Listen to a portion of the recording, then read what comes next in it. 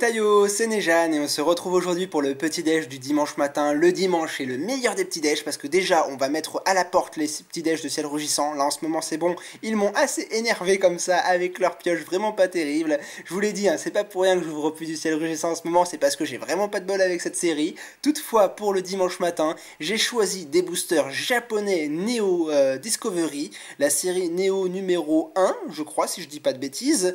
Et franchement je l'ai choisi parce que les boosters sont super beaux, le japonais en ce moment m'attire de plus en plus et j'espère qu'on pourrait avoir un petit déj super en cette matinée. Allez c'est parti, je vais vous montrer les boosters de plus près. Alors comme pour le petit déj de dimanche dernier où nous avions un Ruby Saphir japonais, cette fois-ci c'est Neo Discovery avec les Zarbi. Franchement j'adore les petits déj japonais dans le sens où les boosters japonais ont des illustrations super travaillées. Ils ont qu'une seule illustration par booster, nous on en a 3 ou 4 en France, mais eux franchement ils la travaillent tellement, c'est pas un seul Pokémon quoi, il y a un dresseur, il y a un paysage, il y a des Pokémon, même au dos il y a la continuité du booster. Là on peut voir qu'il y a un petit Cisaillux sur la tranche avec de la forêt.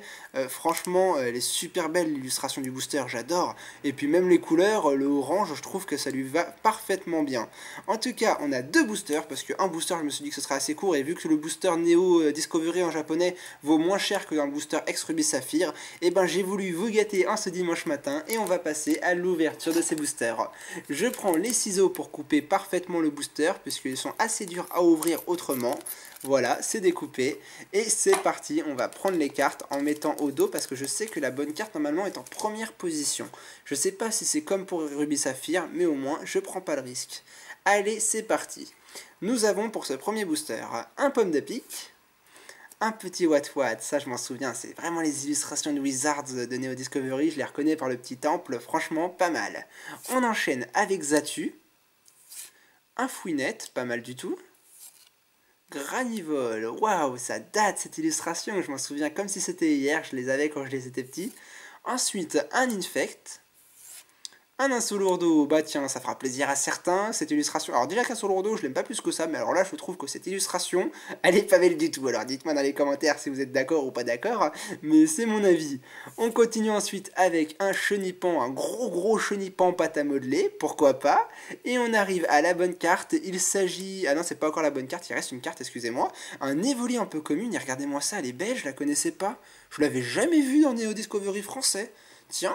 Alors à mon avis elle existe, hein. Si elle est dans cette série c'est qu'elle existe, mais elle est très belle, waouh, elle fait plaisir.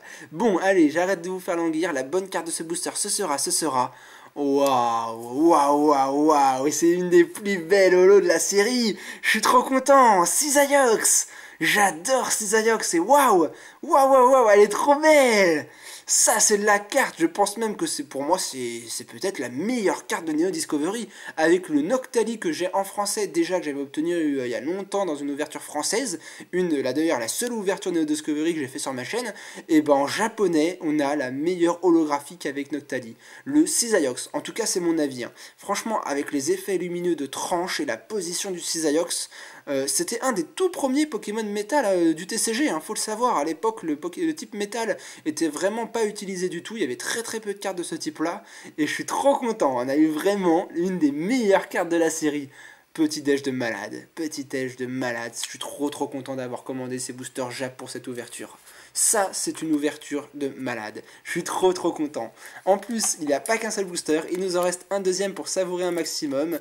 Allez, on va voir, je prédécoupe comme tout à l'heure, et on va essayer de prendre les bonnes cartes. On sait donc, je ne m'étais pas trompé, que la meilleure carte est en première position.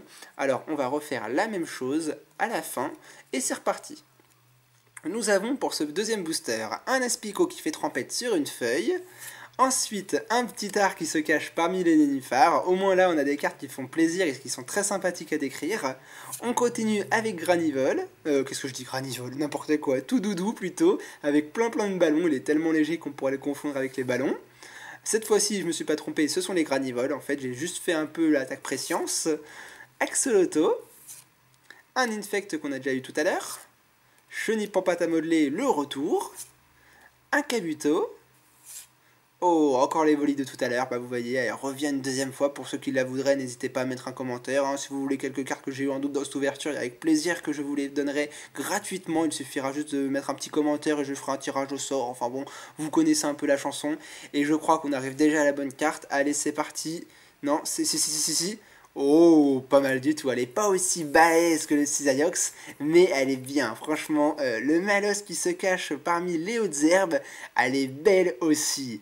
Alors, je m'extase pas énormément parce que c'est une holographique, parce que normalement, il y a toujours une holographique dans les boosters japonais. Ils n'ont pas réédité les cartes en rare comme en France, mais franchement, elle est magnifique. Regardez-moi. C'est pas pour rien qu'à l'époque, on disait vraiment que les boosters japonais et les cartes japonaises étaient bien meilleures que les cartes françaises. Elles ont une qualité beaucoup plus belle, et seulement à l'effet holographique, ça se voit.